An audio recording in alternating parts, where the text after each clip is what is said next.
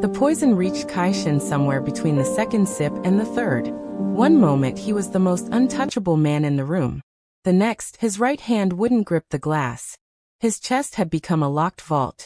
Something pressing from inside the walls trying to collapse it inward. The whiskey tumbler slipped from his fingers in a kind of slow, indifferent gravity, rolling across the tablecloth and over the edge like it had somewhere better to be. He watched it fall. Couldn't catch it. Couldn't catch any of what was already in motion. Across the table, Sarah was already on her feet. Already smoothing the split of her gown at the hip. Already finished with him. She didn't look back.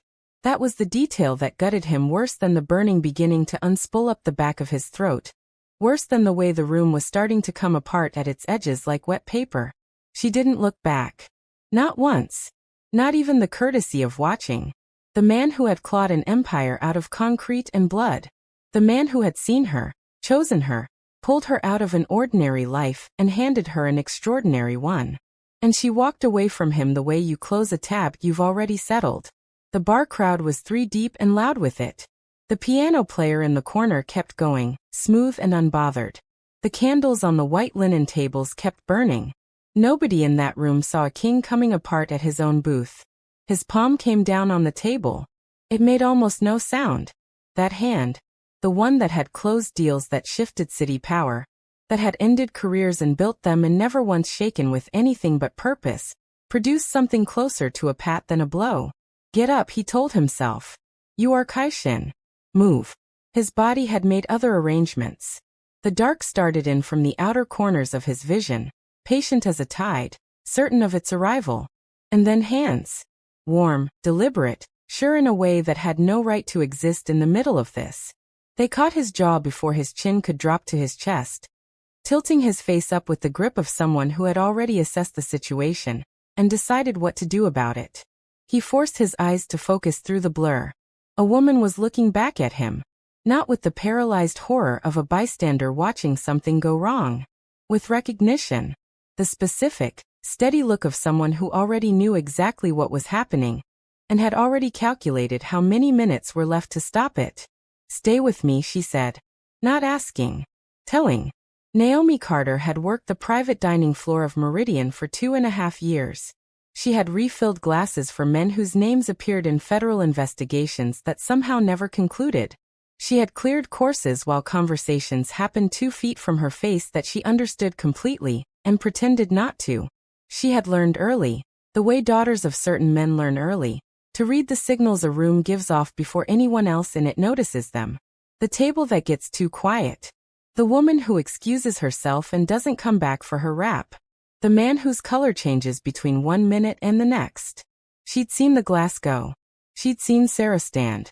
She'd seen Kai-shin's face do something that faces only do when the body has already been betrayed from the inside. And she was the only person in that entire restaurant in motion. She didn't call out. She didn't reach into her apron for her phone. She pulled her order pad from her pocket, pressed in close enough that only he could hear her, and made him a promise he no longer had the oxygen to debate. I know what she put in that drink. And if you trust me for the next 15 minutes, you are going to be alive tomorrow. Kai-shin had never needed saving. He needed it now. Hello, family. Before we go 1 second further, I need you to drop your location in the comments right now. Tell me where in the world you're watching from because I genuinely want to know, and I want to see just how far this story has traveled. Subscribe so you don't miss what comes next, because what Naomi does in the next 15 minutes is going to change the rest of both of their lives. Naomi moved without hesitation. That was the thing Kai would hold on to later, sifting through what the night had left him. Not the burning. Not the fear.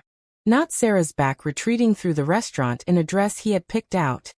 He would remember that this woman, this stranger with a notepad and a black apron, moved without a single second of hesitation. She had his arm over her shoulder before he understood what she was doing. His full weight went into her, and she took it without staggering, knees bending slightly, her whole frame redistributing like this was a thing she had prepared for. Like she had rehearsed carrying a barely conscious man through a dining room full of people who couldn't be allowed to see it. Walk, she said close to his ear, her voice low and even. If we're walking, nobody looks at us. Just walk. He walked. Barely. His legs registered the instruction with a significant delay, producing something between a shuffle and a lean that she covered by staying pressed against his side.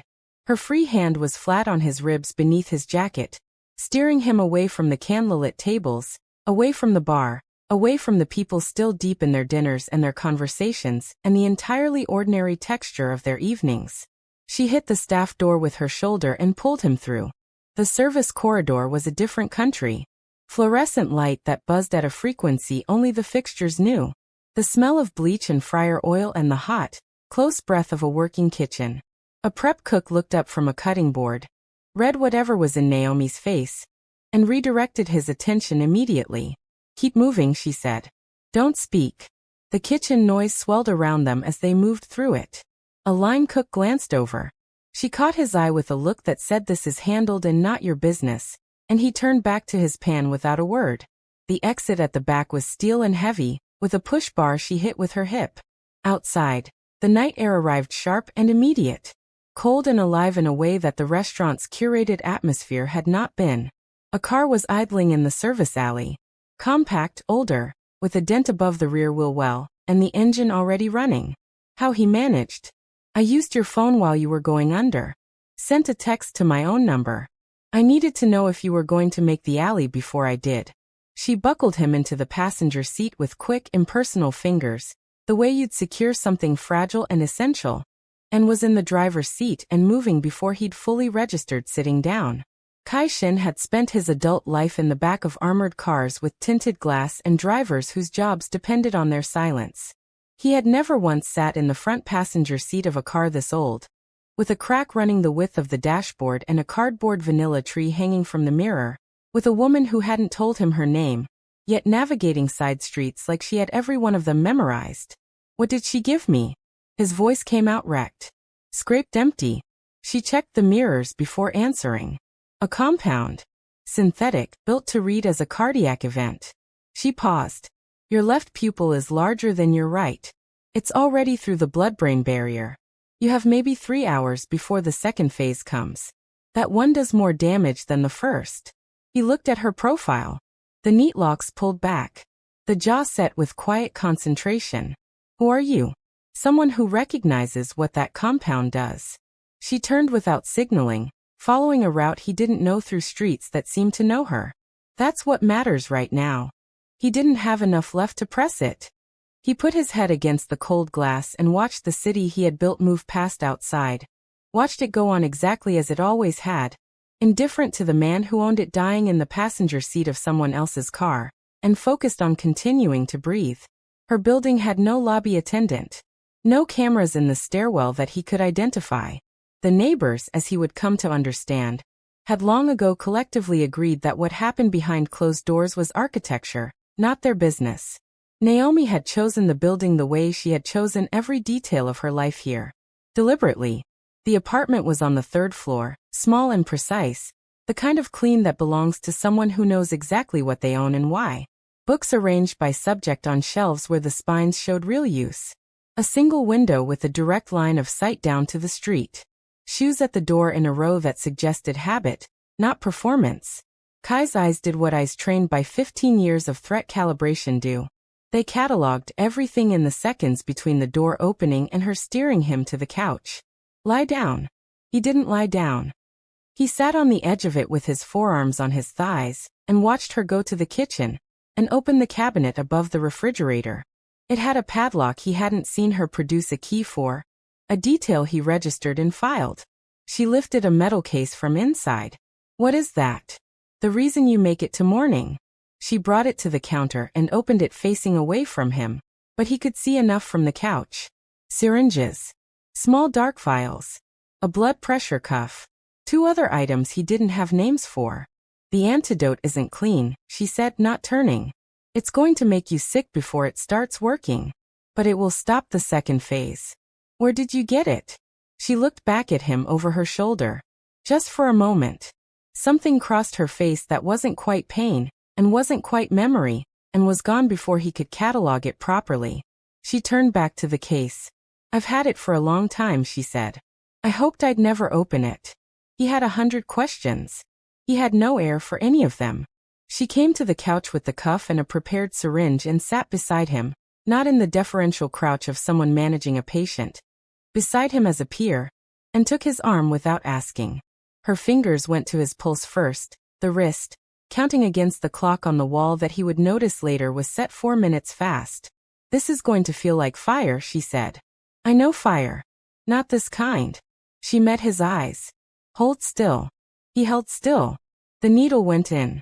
And then everything she had promised arrived at once, and Kai Shin, who had sat through 2 separate sessions of the kind of persuasion his world inflicted on men who stopped being useful, sat through both without a sound. He made a sound. Naomi's hand came flat to the center of his chest. Not soft. Firm. The pressure of something grounding. "I have you," she said. "Stop fighting it. Let it move through." He didn't have a choice. His body stopped asking for his permission. And somewhere between the fire and the deep cold that chased it, the night came down and took him. He woke to the gray particular light of early morning, and the smell of cheap coffee, and the bone-level certainty that something was wrong. Not here in this room. Out there. In his world. He sat up faster than his skull was prepared for, and the pain that answered was immediate and architectural, a whiteout that lasted several seconds. He breathed through it. His jacket was folded over a chair. His phone was not where he'd last felt it. "It's in the kitchen drawer," Naomi said, without looking up from the laptop open on the table in front of her. "Battery's out." She'd changed from the restaurant uniform into a dark sweatshirt. Hair still pinned but looser. A cup of coffee sat cold at her elbow. She was watching something on the screen with an expression he couldn't fully read. The car was gone. She'd left it in a parking structure 4 blocks away before sunrise, walked back on a route she'd already calculated to cross no active cameras. "Because they'll have the tower data from the restaurant by now," she said, still not looking up. "If your SIM activates anywhere in this city, she'll know you're breathing within an hour." She turned the laptop toward him across the table. The screen showed a press conference. Sarah stood at a podium in a charcoal suit, her face configured into the precise expression of composed grief bearing up under the weight of responsibility. Behind her were men. Men Kai recognized. Men who had bowed their heads to him 2 days ago, who had built every position they held on the foundation of his authority, standing now with folded hands and forward eyes and new allegiances already signed over. The ticker along the bottom of the screen read, "Shin Group Leadership Crisis." Yoon Sarah steps into interim role following chairman's medical emergency. She had written the press release before she poured the drink. Something moved through Kai's chest that had nothing to do with the residual damage of the compound. He sat with his hands still on his knees and watched the woman he had planned a life with deliver the lie about his death to a room full of cameras using the same face, the exact same face she had used when she told him she loved him. And every camera in that room believed her. Because she was extraordinary at it. Because she had always been extraordinary at it, and he had called it grace. She moved quickly, Naomi said quietly. She withdrew her hand. She didn't look wounded. She didn't look diminished. She looked like someone deciding whether a particular exchange deserved her time. Then she pulled the chair across from the couch, sat in it, rested her arms on her knees, and looked at him with the steadiest eyes he had encountered in 15 years of dealing with people who were paid to be steady. "My name is Naomi Carter," she said. "I've been on the floor at Meridian for 2.5 years. Before that I moved around. Before that I was the daughter of a man who operated in a world that looks a lot like yours, which is why I knew what was in that glass, and why I know how to address it, and why I know that whoever she sends looking for your body will start with the service staff." She paused. "You can be as angry at me as you need to be. I'm not going anywhere. But when I tell you the next 72 hours are the difference, I am not being dramatic. I have watched this compound finish the job 3 days after the initial dose, because the person refused to take it seriously. I have seen it happen personally. So you can disrespect me freely once you're on the other side of this. Right now, you're going to take the second dose when I bring it. You're going to let me run your vitals. And you are going to do both without commentary." Kai looked at her for a long moment. In 15 years, no one had spoken to him that way. Not with that particular combination of absolute honesty and total lack of fear. He didn't know what to do with it. It was like reaching for a door that should have been locked and finding it open. "Fine. His voice came out less edged than he'd aimed for. The corner of her mouth moved slightly. Not a smile. Something quieter. Acknowledgement. She went back to the kitchen to prepare the second dose, and Kai lay back against the cushion and stared at the ceiling and thought. Through everything. Through the burning and the shaking and his empire being divided and redistributed without him. That he had never in his life met anyone like this woman. The 72 hours were exactly what she said they would be. She didn't hover. She was simply present, which was different. Bringing food that he could manage to keep down. Replacing the cloth on his forehead at 2 in the morning without theater. Without waking him fully to do it. Talking to him in the worst of the small hours. Not about his situation. Not about the disaster unfolding outside, but about small things. A documentary she'd watched. Something one of the kitchen staff had said that was still making her laugh. Small, weightless things with no stakes and no edges. He found, in a way that confused him considerably, that her voice was the most reliable thing pulling him back from the worst of it. The second night, when the fever climbed and the ceiling seemed to expand and contract like something breathing, she sat on the edge of the couch and held his wrist for close to an hour, reading his pulse against the fast clock on the wall, and he never asked her to stop. On the fourth morning, when the withdrawal had finally broken enough for him to sit upright without the room tilting, Naomi came through the door from a brief errand, and set a paper bag on the kitchen counter without announcement. He was on the couch with the laptop open, watching coverage of Sarah doing what Sarah had always done best, moving through a room like she'd been born to own it, constructing loyalty out of nothing but eye contact and deliberate attention. 2 men came to the restaurant last night. Naomi set down a water bottle and a takeout container, and sat across from him. Her voice carrying only information. Not customers. Tell me. They asked the floor manager about service rotations for the private section. Specifically who covered the booth area the night it happened. She looked at her hands for a moment. Marcus told them that section was covered by someone who gave notice 2 weeks ago. Gave them a name that doesn't exist. They'll come here next, Kai said. They're not careless. I know. She met his eyes. The camera on the service entrance has been running on a looped feed since I started there. The owner doesn't know. My father taught me to address that kind of detail everywhere I spent more than a month. Old practice. She continued without waiting. I've taken a different route home every day this week. Cash only. I told the woman upstairs I have a sick relative staying with me. She held his gaze calm and direct. I've lived carefully for a long time. I know how to exist without being locatable. He looked at her for a sustained moment. The whole of her. The unsentimental intelligence that had done all of this not as an emergency measure, but as a matter of course, because careful was simply the mode she moved through the world in. Your father, he said. Something slight shifted behind her eyes. Controlled. Practiced in the way of something carried long enough to become manageable. He was an off-book medic, she said. The kind that certain organizations keep on retainer because licensed hospitals generate paper trails. He kept alive the people who couldn't be documented. She paused. He kept me educated about a great many things. And now? The shift again. Smaller this time. 3 years ago. The word carried a specific gravity that Kai recognized. Not only loss. Loss that had been absorbed, integrated, converted into something a person could continue carrying. She had been living with it long enough that it had changed shape. He didn't ask further. She didn't offer. She nodded toward the burner phone she'd left him 2 days ago. Have you reached anyone? He picked it up.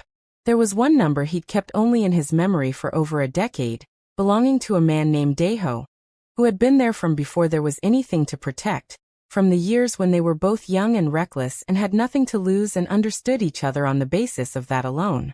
He'd tried it twice in the last 48 hours with no answer. He called it again. 4 rings. 5. And then a sound he hadn't expected. A click. And then a voice. Not Deho's. A voice that sent something cold and specific moving through him in a way the compound had never quite managed. A voice he knew precisely. Had trusted completely. Had put at his right hand and built the architecture of his operation around. His brain stalled on it for several seconds, refusing to process the information it was receiving. You're still breathing, said the voice. Measured. Mildly curious. I told her the dosage was sufficient. She won't be pleased. Kai did not move.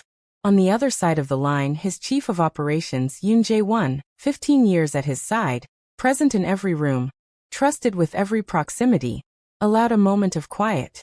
Then he said, "You should have stayed dead, Kai. This is simpler for everyone." The call ended. The silence where Daeho should have been answered the remaining question. Kai set the phone on the table. Set it precisely, as if placement mattered. He sat with his hands flat on his thighs and looked at the middle distance. Naomi was watching him. He could feel it without looking. 15 years. Not Sarah's outside recruit. Not an opposition plant. Jae-won, who had stood 6 feet behind him at every meeting and tasted food before him when the threat assessment was elevated. Jae-won, who had looked him straight in the face 3 days before the dinner, and said, "The evening will run clean, sir." The evening had run clean for everyone except Kai. He let the full geometry of it settle. Not just the betrayal. The architecture of his own certainty. The way he had assembled his inner circle, not on genuine trust, but on measured performance and assessed utility. People who were valuable to him for what they could provide. He had never asked who Jae-won was beneath the function. Had never asked who any of them were, because people to him had always been instruments. Positioned, maintained, replaced when they failed. He had never considered that the instrument might be conducting its own arrangement. His entire organization, 15 years of construction, and at the closest possible distance, something had been building its own structure inside it. Not because he had been careless. Because he had been exactly who he was. Jae-won, he said. His voice was flat in the particular way of something catastrophic being held without drama. He finally looked up. He was feeding her. From the beginning. Naomi absorbed this without visible alarm. With the particular steadiness of someone who had learned long ago that the range of what people were capable of ran to its full distance, and it was not useful to be surprised by it. "How deep does it go?" she asked. "I don't know yet." He stood. The movement was sturdier than it had been. Not full strength. Close enough. But I know now that the people I gave the most access to were the ones who had the most to work with. He moved to the window, standing to one side of it with the posture of someone who had spent years not presenting themselves to glass. And I designed it that way. I constructed the whole thing, so that the people I trusted most were closest to everything. He looked at the city outside. His city. What it had been. I believed loyalty was something you secured with power. With enough given that people couldn't afford to leave. He stopped. I gave Jae-won everything he needed to feel secure. Nothing he needed to feel loyal. He turned back to face her. "There's a difference." I spent 15 years not understanding there was a difference. She looked at him for a long moment. Not with pity. Not with the satisfaction of a worldview confirmed. With something quieter than either of those. Something that looked very close to recognition. "My father used to say," she said, "that the people most convinced they've earned trust are always the last to understand that trust isn't built by what you give." She held his gaze. "It's built by what you're willing to lose."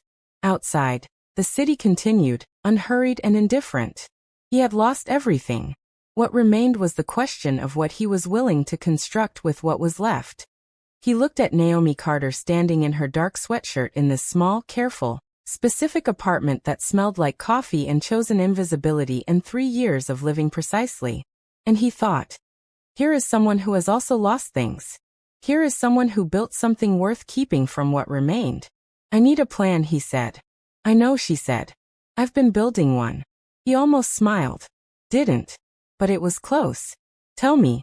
She went to the kitchen and brought 2 cups of coffee to the table. They sat across from each other in the gray morning light. The man who had fallen and the woman who had caught him, and they began. The plan took the better part of a week to construct, and they built it the way Naomi did everything, without waste, without performance, talking through each element at the kitchen table, while the city outside continued its business unaware. The strategy sessions were real and necessary, and she was sharper in them than anyone he had ever sat across from at any table. But it was the other conversations, the ones at the margins of the working hours, that took him apart. She gave him her father in pieces. Not the complete shape of it at once, but fragments, offered when they fit naturally into what they were already discussing. How he had taught her that the body communicates truth before the conscious mind arrives at it. Useful for reading a poisoned patient. Useful equally for reading a dangerous man. How every apartment they had ever shared had the same locked cabinet, stocked identically, because consistency was the only reliable safety. How she had memorized 3 separate exit paths from every building she spent more than 2 weeks in, so that fast departure would never require thinking. He made her practice until it was reflex, not strategy. He sounds like he was frightening, Kai said one evening. He was, Naomi said. He was also the most present person I have ever known. Both things were fully true at the same time. Kai thought about that for a long time after she'd gone to bed.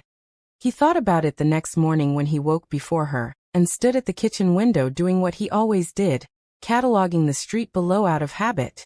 The woman with the dog. The delivery driver. The car that had been in the same spot for 35 minutes. He thought about the version of devoted he had understood his entire life, which was a version that looked like control. Loyalty secured. Proximity managed. He had confused possession with protection, and called it love. And the proof of how wrong he was had walked out of a restaurant in a dress he had chosen without a backward glance. Naomi appeared behind him with 2 cups of coffee. She set one on the counter beside him without words and stood a few feet away, looking at the same street, not asking what he was thinking, not filling the space with anything it didn't ask for. He picked up the coffee. The kitchen was small. He was conscious of how small it was in a way he hadn't been before. Conscious of her proximity, not uncomfortably but with full awareness. The way you become aware of warmth after a long time spent cold. You never talk about yourself, she said. Not accusation. Observation. There isn't much worth saying. That isn't true. She looked at her coffee. You talk about the organization constantly. Your strategy, your enemies, what you're rebuilding. But you never talk about Kai-Shin. Those things are Kai-Shin. No. She said it without cruelty and without hesitation. Those things are what Kai-Shin constructed, so that no one would ever have to look directly at Kai-Shin. He turned to look at her. She was still watching the street. He could have deflected. He had built a career on deflection. An entire architecture of projection and controlled atmosphere designed specifically, so that no one ever pointed at the thing underneath and said, "That one, that's the real one." My mother left when I was 9, he said instead. He heard his own voice produce it and didn't recognize the tone of it. Quieter than he meant. More exposed than he was prepared for. My father was in this life. Not at the level I reached. Further down the structure. Rougher. He thought she left because of the risk of what he did. He stopped. She left because he gave everything to the work and nothing to her. He never understood the difference. I watched him lose everything that mattered to him while he spent his life protecting everything that didn't. He looked back at the street. And then I grew up and built the same structure, and told myself it was progress because mine was larger. Naomi was very still. Sarah was never a person to me, he said. She was a strategic alignment I told myself was personal because it was more convenient than the alternative. What's the alternative? He looked at her then. Directly. She held it without flinching, the way she held everything. And there was something in her face, open and honest and unguarded, that every instinct he had ever trained told him to read as exposure, as liability. And he understood now, standing in this kitchen with nothing left between him and himself, that it was the most courageous thing he had ever seen in his life. Letting someone actually in, he said. The morning light came through the window at a low angle, and settled on the side of her face, and neither of them moved through a moment that stretched past the length of accident, and into something that both of them had chosen. Then she said, "Drink your coffee before it goes cold," and turned back to the table. And he smiled, small and private and involuntary, and followed her. The shift happened that night. Not with the orchestrated weight of the world he came from, where everything was scaled and deliberate and designed for impact. It happened the way the real things do. Quietly, at the edge of an ordinary moment. She was reading at the table, and he was working through notes on the burner phone. And at some point he looked up, and she was already looking at him, and neither of them looked away. And that was the whole of it. That was all it was. The specific gravity of two people who had both survived hard things, deciding without a word spoken that they were done surviving separately. He reached across the table and put his hand over hers. She turned her hand and held his back. No announcement. No architecture. Just true. By the end of the second week they had a list. 8 names. Former syndicate members, security specialists, operations people, one financial analyst Sarah had discarded in her first round of restructuring. People who had built their professional lives inside Kai's organization and found themselves erased the moment ownership transferred. Their connection to the old structure making them inconvenient to the new one. Ghosts, Naomi called them. People the organization had already stopped accounting for because they had already stopped mattering to it. They have every reason to come back, Kai said. They have every reason to be afraid, Naomi said. Those aren't the same thing. You need to give them a reason stronger than the fear. He thought about what he would have offered before. Security, money, position, the transactional calculus that had governed every relationship he had built for 15 years. He thought about where that calculus had ended. The truth, he said. Naomi looked at him. I tell them the truth. What happened?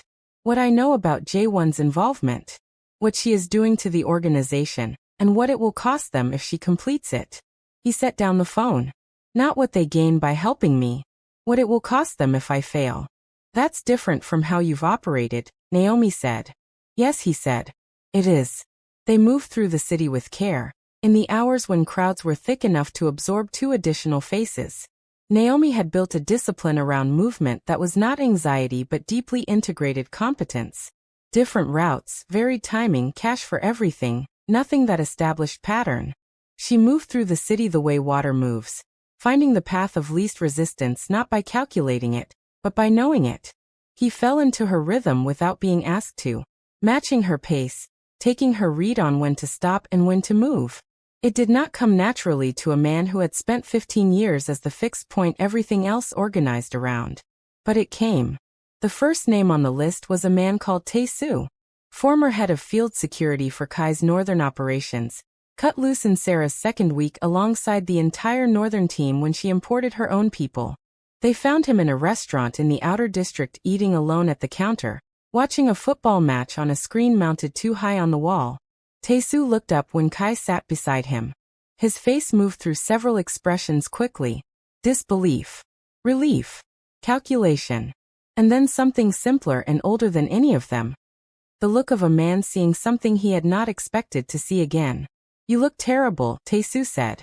I was poisoned. By J1. Tae-soo went still. She didn't know I had confirmed the inside element, until 4 days ago, Kai said. I'm telling you because you deserve to know who actually ended what we built. And it wasn't only her. Tae-soo sat with it for a long moment. Then he pushed his plate slightly to the side and set his forearms on the counter. What do you need? Not what's in it for me. Not what are you offering. What do you need? Something settled in Kai's chest. Quiet and new. A team, he said. And time. They had both by the end of the week. 7 of the 8 names came through. Men and 1 woman arriving without conditions, without negotiated terms, because of what had been done, and because of what they understood would happen if nothing was done in response. Kai brought them together in locations Naomi had mapped and secured, rotating, never twice in the same place.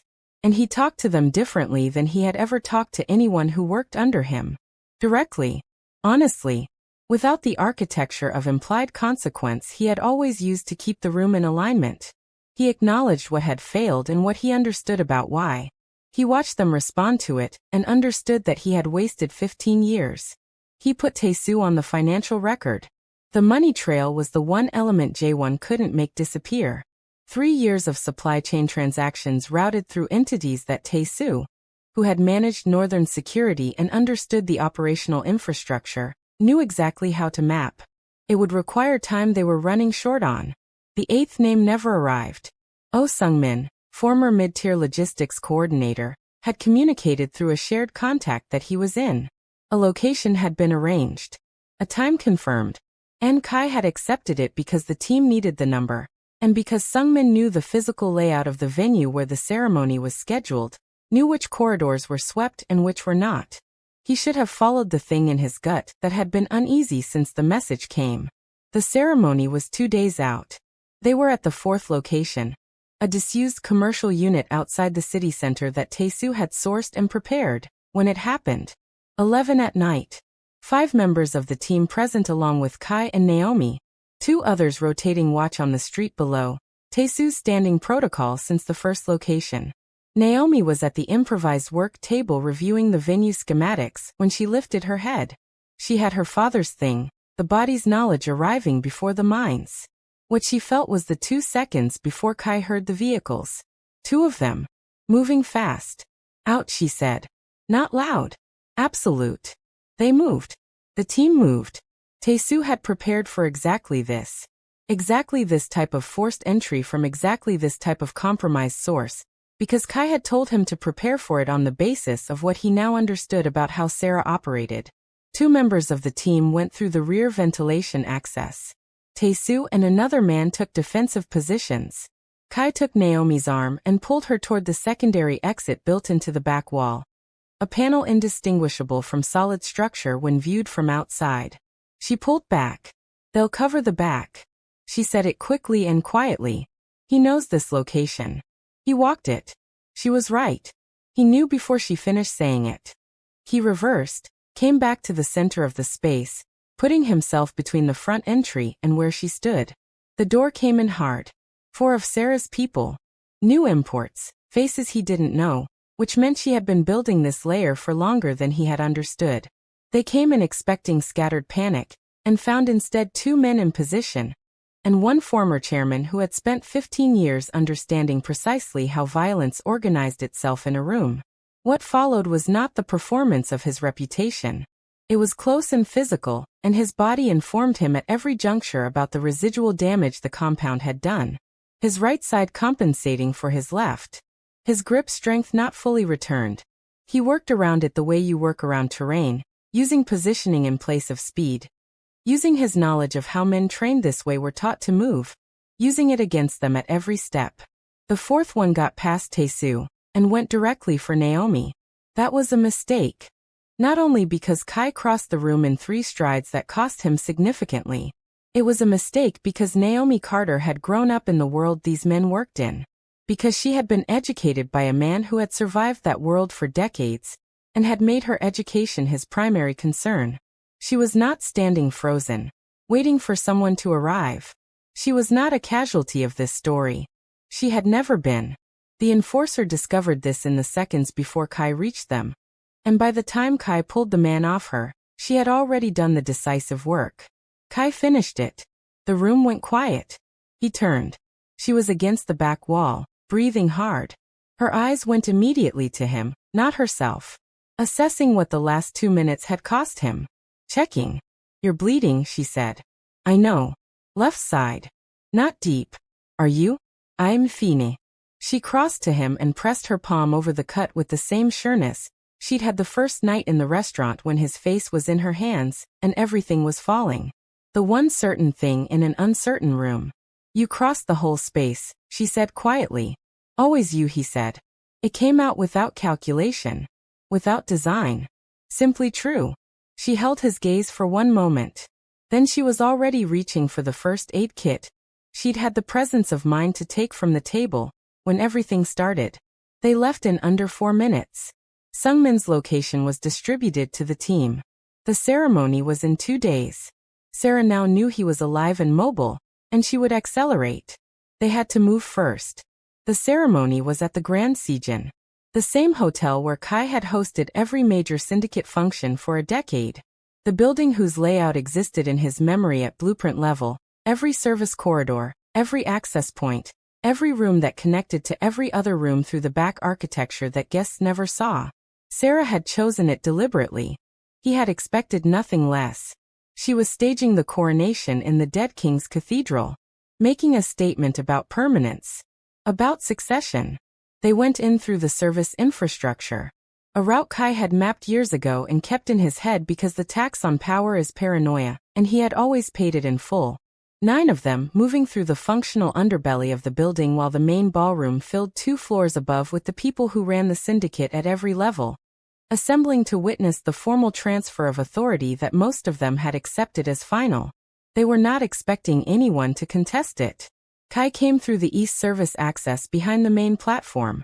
An electronic lock on a code that hadn't been changed because no one had thought to plan for this particular contingency. He stepped through alone, ahead of the team, and stood at the edge of the platform in the seconds before the room registered that its geometry had changed.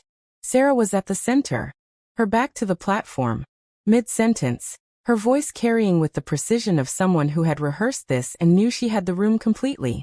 Jae-won stood to her left. He saw Kai first. What moved across Jae-won's face, the particular complex collapse of a man meeting the consequence he had calculated against and lost, was something Kai would carry forward. Not with satisfaction. With the peculiar sorrow of seeing clearly something that had been in plain sight for 15 years. The room registered Kai in stages. A captain near the back. The two beside him. The recognition moving forward through the assembled leadership in a wave, until the room achieved the specific silence of 60 dangerous people understanding that the situation they are in has fundamentally changed.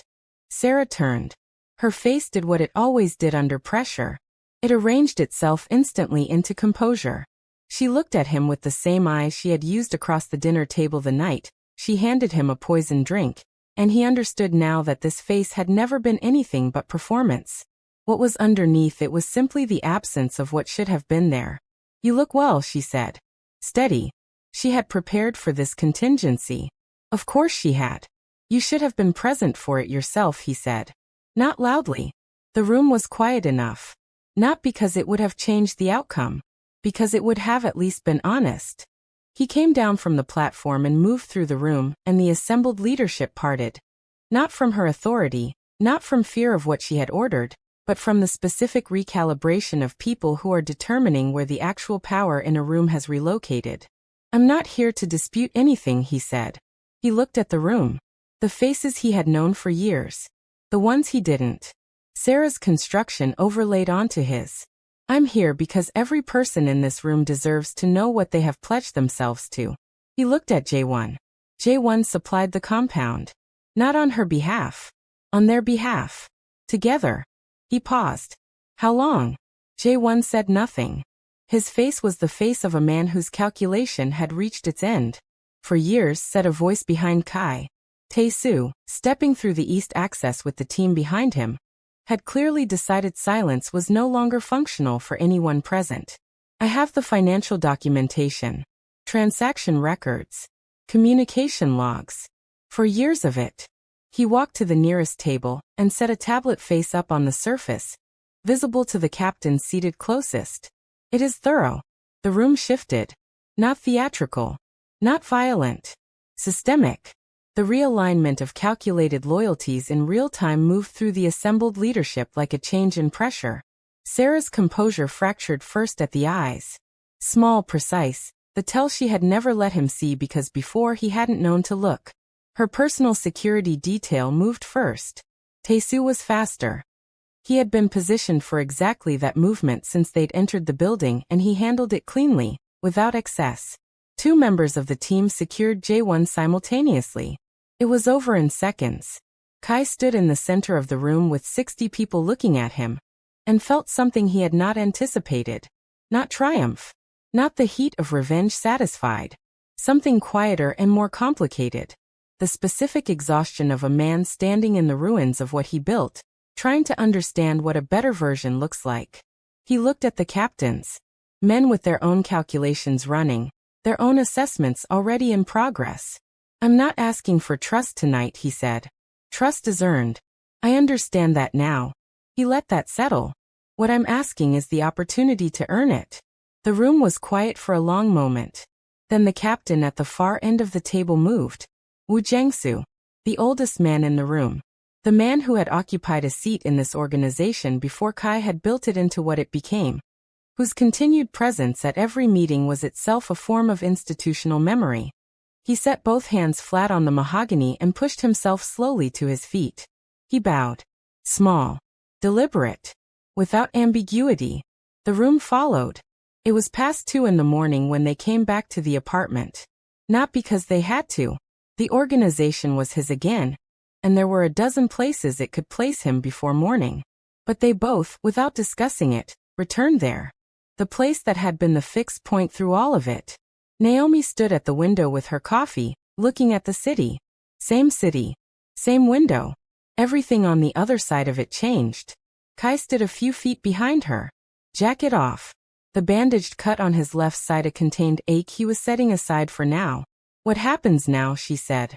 Not anxious. Genuinely asking. He came to stand beside her. Their reflections lay faint in the glass, the city lights behind them diffusing into something almost soft. I rebuild it, he said. The financial structure. The leadership. Every internal system that allowed J1 to operate invisibly for 4 years gets reconstructed from the foundation.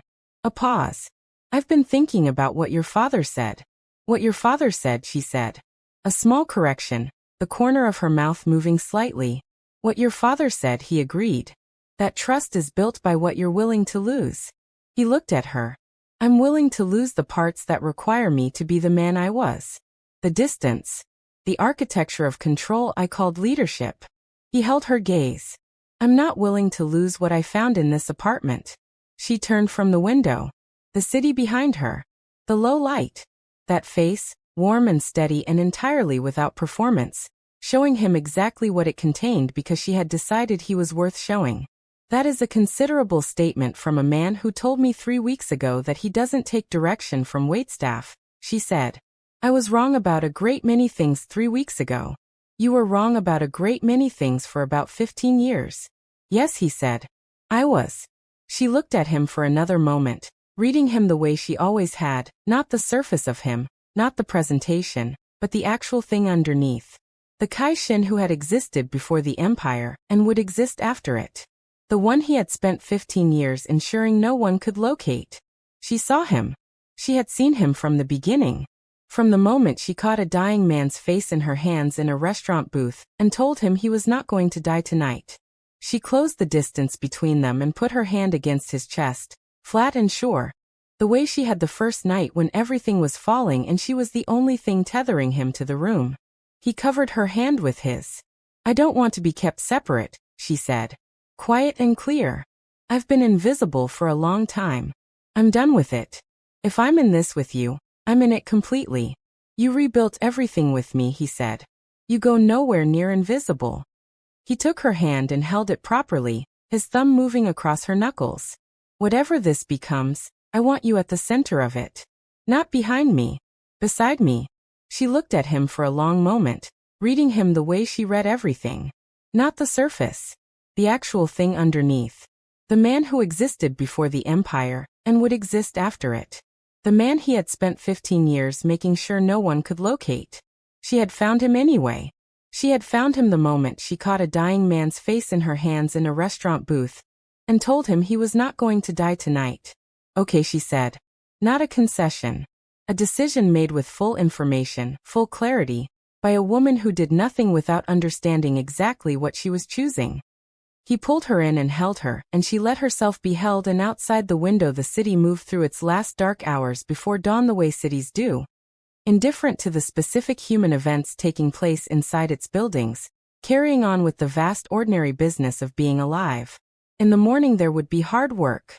Restructuring, accountability, the sustained and unglamorous effort of building something better from the bones of something flawed. Hard conversations. Harder decisions. A different set of values driving the whole of it. But right now there was only this. The apartment. The window. The city. 2 people who had survived a poisoning, a betrayal, a war, and found in the center of all of it the one thing neither of them had thought to plan for. The one thing that had been none of it. Not transactional. Not strategic. Not purchased or positioned or arranged. Just real. Unscheduled and real. Arriving without warning in the form of warm certain hands, and a voice that said stay with me. And a man who for the first time in his life had listened. If this story moved you, hit that subscribe button right now and drop a comment below telling me where you're watching from. I want to hear from every single one of you. Don't miss the next chapter because what these two build together is only just beginning.